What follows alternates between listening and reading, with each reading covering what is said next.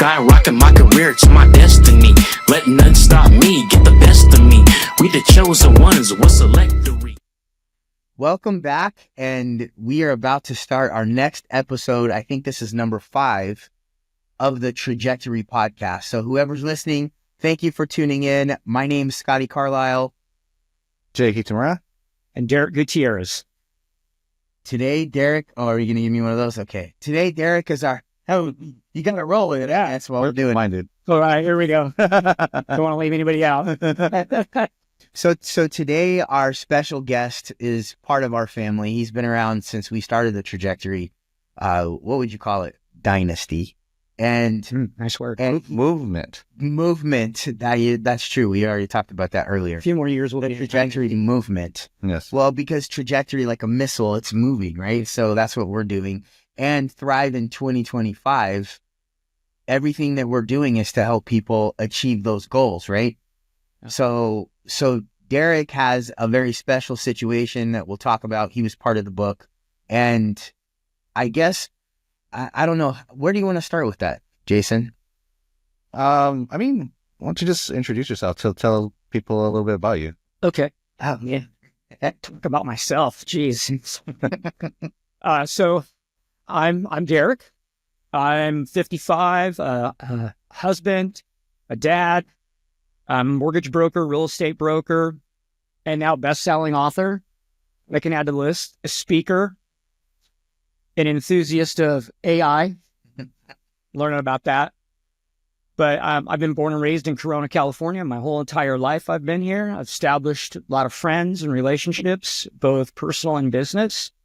And known Scotty here for quite some time, and this opportunity for Trajectory. And he and I are very much aligned on personal development. We're very much aligned in our personalities and how we see the world. And we always have great, meaningful conversations. You know, they get pretty deep, and this Trajectory movement started, and I wanted to be a part of it. So I made myself available to be a part of it, which again, we have a meeting tonight, right? Yeah, tonight. We got a meeting tonight. And through that came the book. It took a little coercing to get me to do the book, just like having a hard time talking about myself. I didn't necessarily feel that my story was all that unique, but as I dove into it a little bit more, it is actually unique. And it's a pretty profound story now that I've actually got to dip my toe in it and really have to kind of soul search, if you will, to get things on paper. So, it was an interesting endeavor, and it was nice sharing it. And, you know, there's definitely a big backstory to that. There is a backstory. My question, though, before you open it up to what the story is, what was the most difficult part of writing the book, of writing your piece of the book? Actually thinking whether or not anybody wanted to even hear about my story, that whether or not that was relevant. And it was relevant to me, but was it relevant enough to anybody else? Would anybody find a nugget of truth, a nugget of hope, a nugget of inspiration from it, where something that has just been a part of who I am my entire life would actually have any value for somebody else? And so therefore, this storyline that I've had throughout my life, well, what relevance did it really have?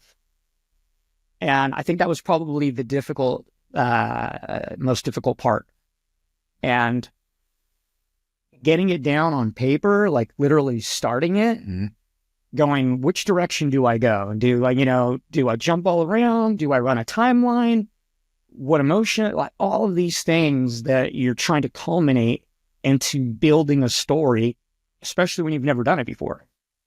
You know, I'm not necessarily like the best storyteller, and I feel like when you're writing a book, you got to storyteller. I can be a great motivational speaker, but being a storyteller now, that's another story.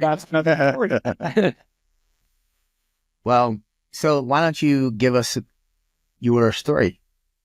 Okay. Well, it all started back in 1969. I was born at Chalks Hospital, and I was born baby Phelps. So that was my birth certificate. But it all started a little before that. My parents couldn't have kids. And just by irony, one of their best friends went to the gynecologist, and the gynecologist said, hey, by the way, do you know anybody who's looking to adopt a kid? Just so happens they're best friends with my parents, and like, we have the perfect family. So the process began in order to make that adoption happen. And mind you, back then adoptions were completely private. You couldn't really get any information whatsoever about who, the parent was or any of that. My mom, being the rebel that she is, ended up sneaking into the attorney's file. I guess, I don't know if he left on purpose, but he left the file with the information on the desk, and my mom jumped in there and wrote down a bunch of stuff. So I knew certain things about my biological family, that I had 3 older siblings, and my biological mother's name was Luana. I knew that much. Oh, and the reason for my adoption was because the Luana was young and already had 3 kids, and my biological father wanted to pursue music, and there was just going to be no way financially. So, having that 4th child would be a major financial burden for them. Made sense. Never really had any issue. I didn't even know until I was like 8 or 9 years old. My dad would always joke, and he would say, this was my dad's creative way of saying things. He goes, well, you're from Pluto, and your mom and I are from Mars, but we all live on Earth together. So how do you feel? Are you okay? Because we're from different planets, but we live on Earth together. And I was like, I don't care. You're my mom. And wow, that's a good preface. Yeah. And that was from when you were 8 or 9 years old? Just from when I was always little. I could remember driving in the car, and not like instant, but I remember him bringing that up multiple times. And I think it was just a slow and gradual way of easing me into the idea that we don't come from the same place. Huh. And did that give you some sort of comfort in that it's okay to be different because of that? Yeah. Honestly, when my parents finally broke the news to me, if you will, I was kind of like, all right, whatever. I don't even know that I actually knew what it meant to be adopted. All I had known from the moment I was born that I came home and these were my parents. That was it. Now, for me, I was a total towhead, little white blonde hair kid. My dad was a giant Mexican Indian man. Like, my dad's 6'5", 280 pounds, just a huge dude. Not like overweight, but just a big man. And it's funny because I have pictures of like my dad's dad, who was really dark. And as a matter of fact, it showed up on my phone the other day as me like a little baby, like he was holding me like Lion King, and just this total white chubby baby. Even some of my cousins, I went to school with that were darker skinned than me, and it was always my whole life. How did you get that name Gutierrez? None of this matches at all. And it's funny because that when my kids were young, we went to Cancun, and we were sitting at the back of the bus. We were going on a tour, and I watched the tour guide walk up, and everyone looked Spanish to me. Mexican Spanish. They're all dark. We were like the white people, and he spoke English to everybody, and then got back to us and spoke Spanish to us. And I'm going, I don't understand that. And he's like, well, Gutierrez. He goes, your skin color, like a lot of Spaniards come to Cancun, where most Americans go to Cabo, most Spaniards go to Cancun. At least that's what he told me. But I thought that was like, for the first time ever, somebody comes up to me and talks Spanish to me. The only time is my last name, and I've gotten a lot of heat throughout my life, is my last name, Gutierrez. You don't speak Spanish? And then you have, growing up in Corona, that was, we were heavily Hispanic. Most of my friends were Hispanic. Yeah, man, talk about it. My cousins were Lopez and Vega, and I was Gutierrez. But you're the little towhead. Yeah, but I was a little towhead too. I was a little towhead. And so that's, kind of that part of the story. And then I guess if you were to kind of dip into another section of it is, I never had any weird feelings about finding my family other than, as I got older and I started hitting 18 years old, then it became about, well, it would be nice to know. And a lot of my friends that knew I was adopted were like, don't you want to find your family? Don't you want to find your family? You always got that.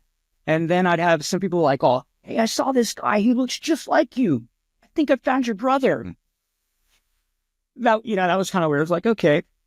But it was just who I was. I was me. This is my family. And at one point, my mom showed me a picture of my grandpa, or like a great grandpa. I ironically enough, I looked a little bit like my mom's dad, like his high school picture and mine. We had similarities, which was interesting. But I guess I gave a look one time while my mom showed me this photograph. And it was at that moment she realized, and like a week later, she's like, I want to help you find your biological family. And I was like, nah, it's okay. Like, you don't have to do that. Because at the time, I just felt like it was a slap in the face to them. And maybe that's not the best way of phrasing that, but I just felt like, you're my mom and dad. Yeah, and if you were searching for that, it's discounting your relationship because you're like, it's not good enough. I need to go find it. Whoever, whatever. Not me. Yeah, exactly. And so I felt that, and maybe rightfully so, maybe not.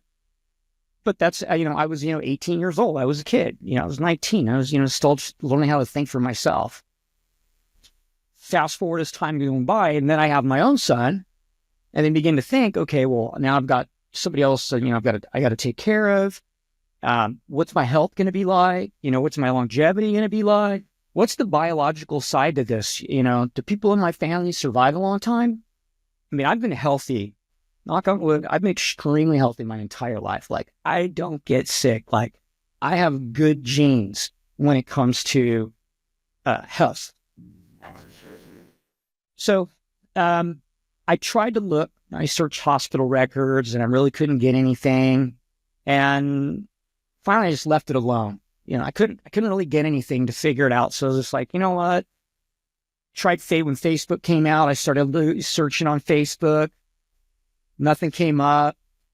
And then you reach this point where you become honest with yourself and go, well, maybe they don't want to be found. Maybe there's a reason, maybe there's this conspiracy of like, we don't want them finding us. And maybe that it was just too painful for my biological mother to have to relive what I thought would be, for any mother. I mean, carrying a child to term and then having to give it up, when their birthday comes around, like, that moment, like, that doesn't leave you.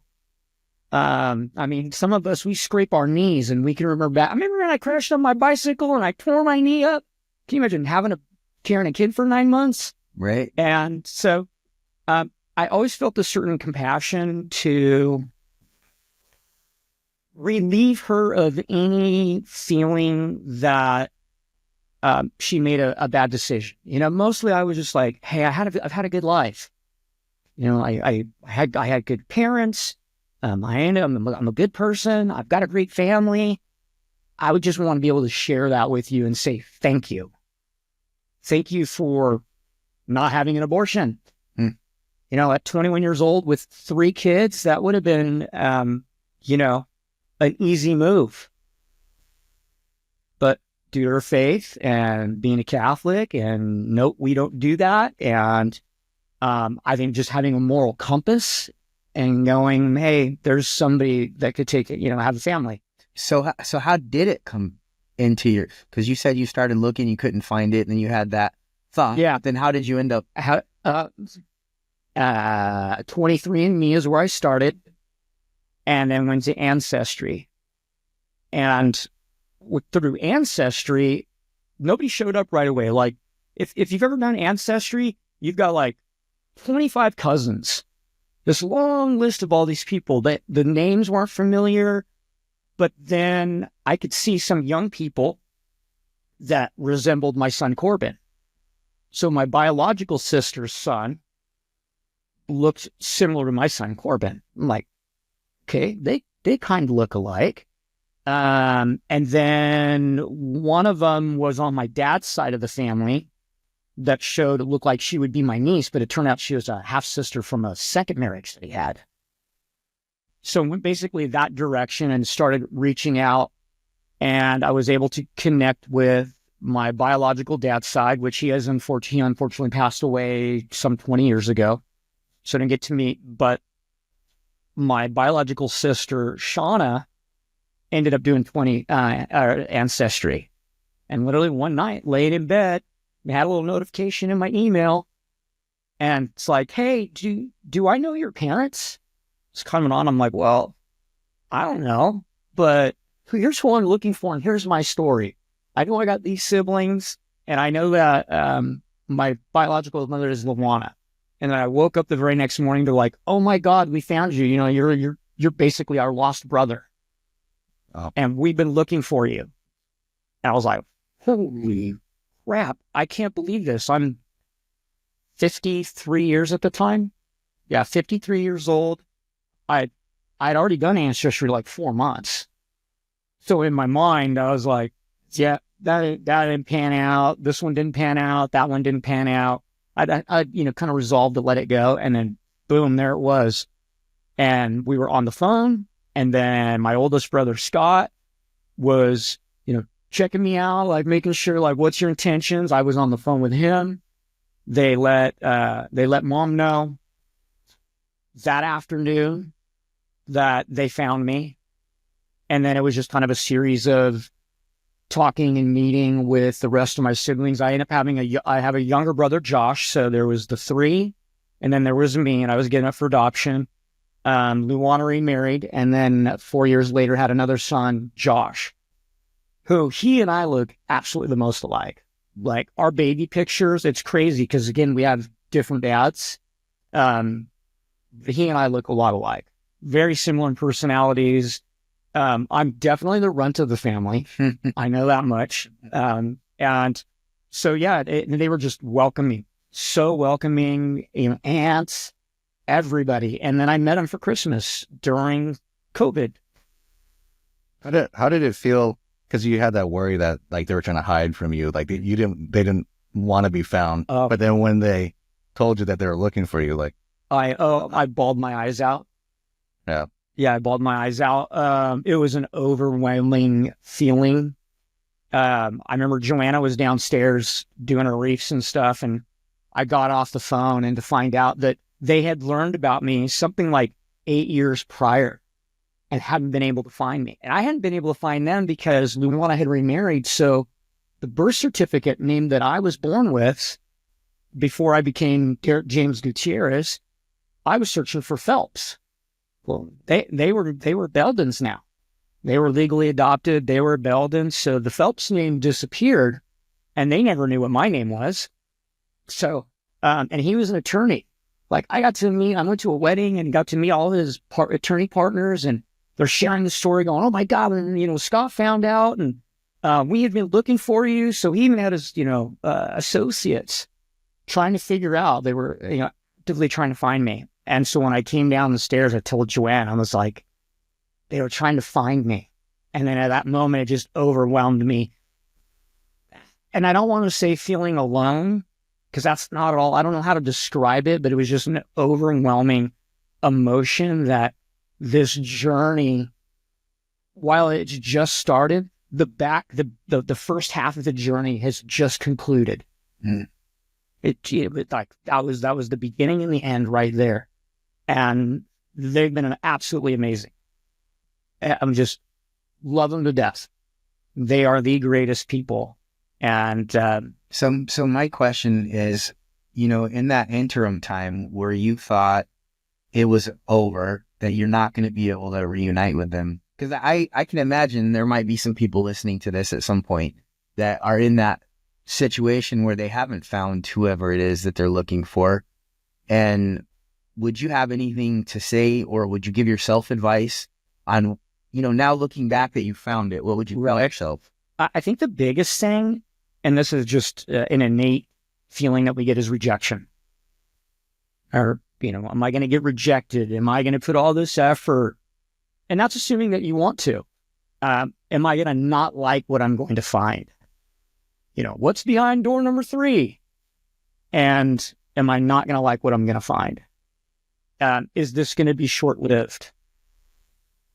No matter what it is, no matter what it is, you have to put yourself out there in anything. I mean, it's like in business, right? We have to put ourselves out there and have no fear. And you really don't know. Is it going to be a short-lived thing? It'll be hi, bye, cool, nice to meet you, hug, and never talk to him or see him again. And then you're going to feel like, oh my God, I went through this whole thing. I finally met him, and there's no interest. Maybe there's no interest on my side. Maybe there's no interest on their side. I think I got really lucky. I mean, I got, it's roulette. You just really don't know. And I think I got really lucky, but you have to try anyway. Yeah. I have this active family that I go to everything with. They're literally brother. They, call me son, send me birthday cards. That's awesome. Wow. Like they're like, yep, you're one of the family. And that's how it goes. And that's how it's been since the very beginning. Like it's crazy. So I have this whole new family. Yeah. Ironically. I'm a big believer in like epigenetics and figuring out kind of like, all the things from like the stuff you're interested in to like what you said, like longevity and health. Yeah. Has a lot to do with like your DNA, right? But a lot of people, I don't think, like look deep enough when they have the access to. But you didn't have the access, so I guess what drove you to try to find your origin? And after you were able to do that, what do you think you learned, or how do you think that helped you? You mean origin, like finding my family, or are you talking about like my, I'm Sicilian, or like my genetics from? Well, it's, like that's a whole nother.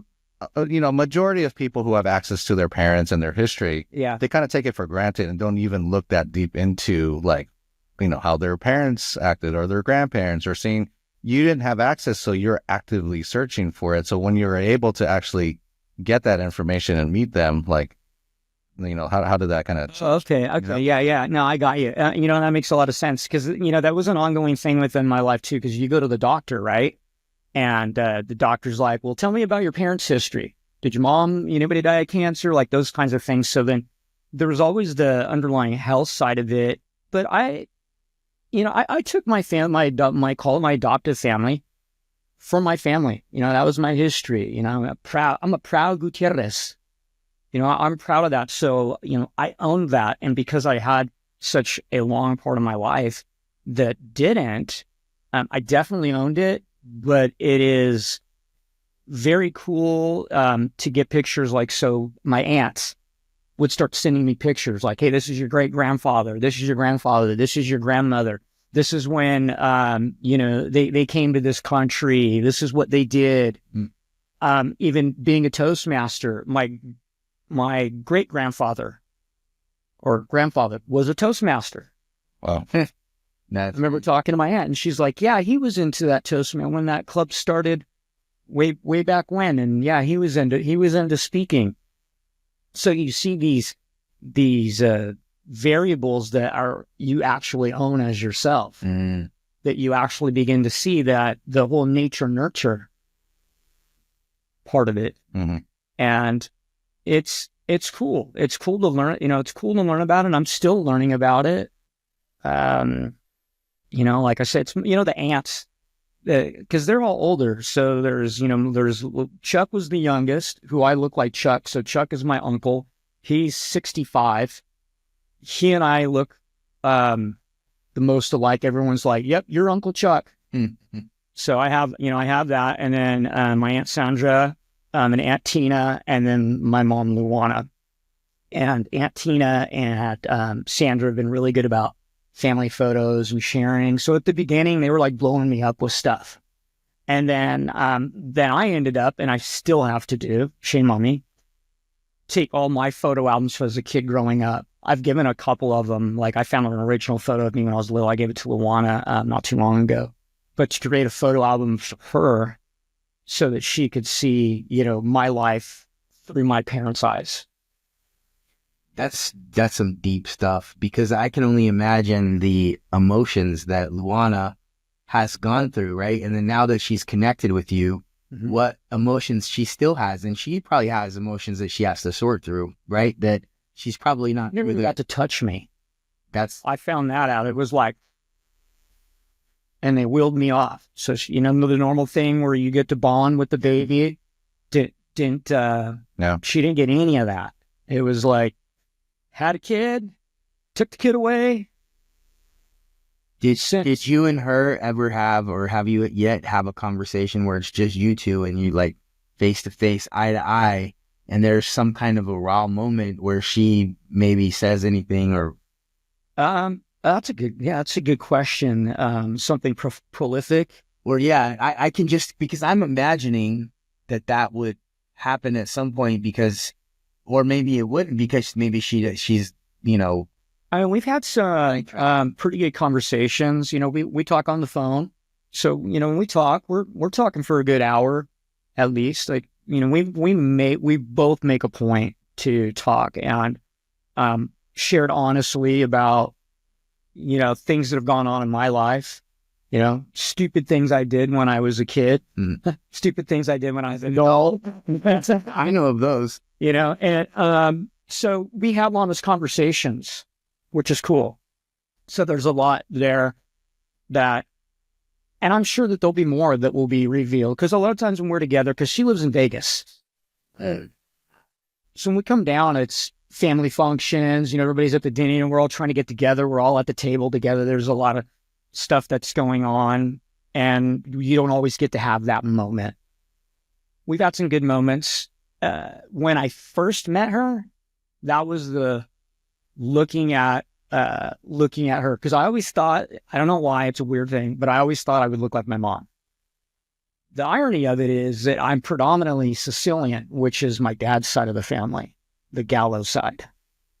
So genetically, my dominance is on my father's side, but the way I look is completely my mom's side. I mean, she and I, when we took a picture together the very first time, everyone was like, holy crap. Now we know where all of mom's genes went. You dog. That's hot. Yeah. So, I mean, to our glasses, wearing our same exact glasses, our mouth, like, it's crazy. Yeah, I saw that picture. Yeah. You do. You guys you do look like a spitting image of her. Yeah. For sure. And growing up my whole life, people always questioning, like, this doesn't make sense. What's going on here? Oh, I'm adopted. Oh, now it makes sense. So that's always been my story. All through school, with people I meet. It just, I don't know why, just, the Gutierrez name just seems to... You right. Yeah, I know. So speaking of that, what about your dad, your biological dad, the fact that you hadn't met him, and what's your thought process with that whole thing? How are you coming to terms? Yeah, I got to meet his daughters. Unfortunately, he had a fairly rough life. He had 4 kids. 2 have passed on. The 2 twin daughters live here locally. I've met with them. I think for them it was like, wow, you kind of look like dad in this and uncle somebody else. So it's this weird thing that I look like both sides. How did I come to terms with it? It wasn't that hard, because I had already resolved it, to that point, realistically, that I could come up empty-handed. So I didn't put any real high-level expectation on how things were going to go. I mean, mind you, I'm 53 years old already. I'm thinking in my head, tack on 20 years to them, they're 73. There's a high probability that they're both gone. So I'd already resolved to the idea, as I've gotten older, that there is a likelihood that I may not find them while they're still alive. Yeah, that's crazy. So, it would have been cool. Yeah. The Gallo side, Gina and Robin, they're great, but I'm definitely on my mom's side. Like, that whole family has just embraced me. I don't think on the Gallo side that really exists. When someone dies, when the husband dies or the wife dies, there can sometimes be a breakdown in the family and the connection of everybody. And having another daughter who's like my son's age, lives up in Washington. And that's another weird thing is he's got a daughter that's like my son's age, who I thought would be my niece. Turns out it's my half sister. And then Shauna's kid lives up in Port Angeles in Washington in the same freaking city as his daughter does. Interesting. Right? Yeah. So the Gallo story is very interesting. They immigrated from Sicily, moved into Brooklyn. They were part of the Giovassi crime family, and with Lucky Luciano and all that. And they wanted to leave the mafia. And when you leave the mafia, you go to the other side of the United States, and they end up California. So the Gallo has a very interesting story as well. But that is for volume 2. That's Yeah.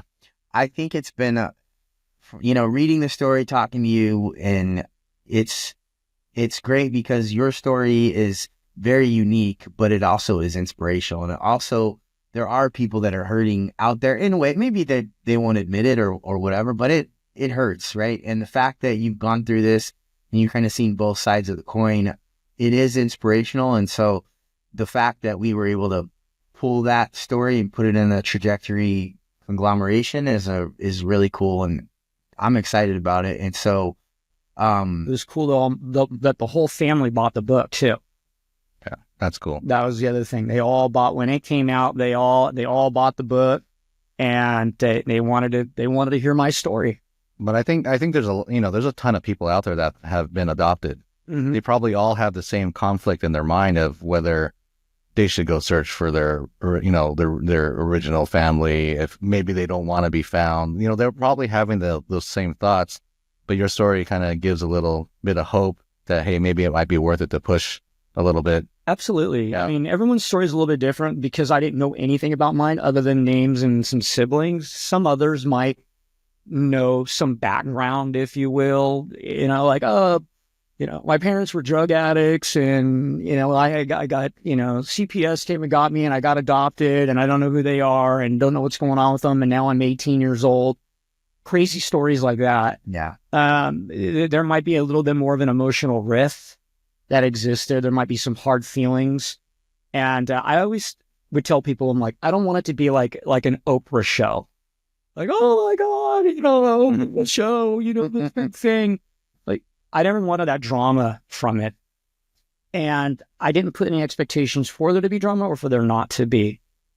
I just felt that, in my situation, that I was doing two things. One, I was connecting with my source, if you will.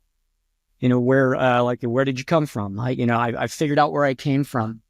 But two, it was really important to me to give the woman who gave birth to me the opportunity to see what she created and gave the world. Yeah. That is a very interesting perspective that not many people share because they're only seeing it from their own eyes. The fact that you had that wherewithal to think about how she is looking and you're part of her life, that's deep shit, dude. That's next level stuff too, because people just don't think that way. No. And I think that's why my brother Scott, he had to vet me first. After I talked to Shauna, he's like, okay, yeah, what's, what do you want with all of this? I'm like, believe me. What are your intentions? Yeah, what are the intentions with my mother? Right. So it all worked out really, really well. I'm completely blessed. And that's the thing you have to look for is you have to look in the beauty of all of the things that are out there. And while maybe I was a little, sometimes, but I think I got really lucky. I got really lucky. And for people out there that might be questioning it, you just might get really lucky too. I have a whole new family. And the irony of all of this is my adopted family has fallen apart over the years. And it's literally just my dad and I left now. My cousins and all that, just the family's never really been together, which is, we don't spend any time together anymore. We don't talk anymore. There's been issues with my parents and their siblings, and then here all of a sudden, like, here's a new family. Wow. Oh, yeah. I don't know where you go from there, but Well, everybody listening, if you want to read the whole story, trajectoryglobal.com is Trajectory Volume 1, or just search for it on Amazon. But that's one of 17 transformative stories that are in there.